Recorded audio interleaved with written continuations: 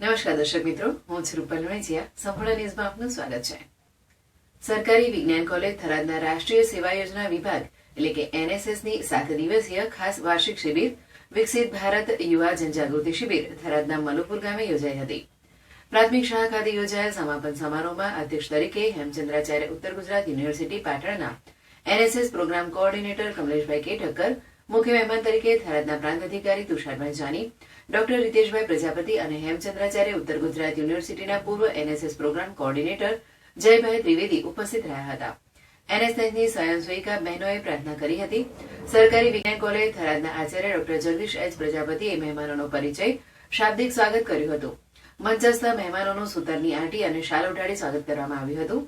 NSS programme officer પ્રાધ્યાપક દેવેન્દ્ર ભારતી બી ગોસ્વામીએ શિબિરનો અહેવાલ રજૂ કર્યો હતો.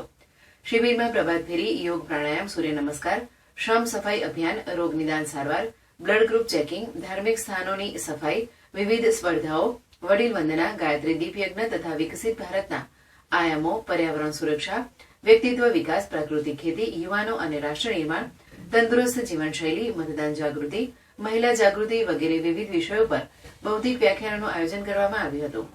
ઉપસ્થિત સૌ મહેમાનોએ વિદ્યાર્થીઓ દ્વારા થયેલ સેવાભાવી પ્રવૃત્તિઓને બિરદાવી હતી અને શિબિરની પ્રવૃત્તિઓ આજીવન ચરિતાર્થ કરવા અનુરોધ કર્યો હતો.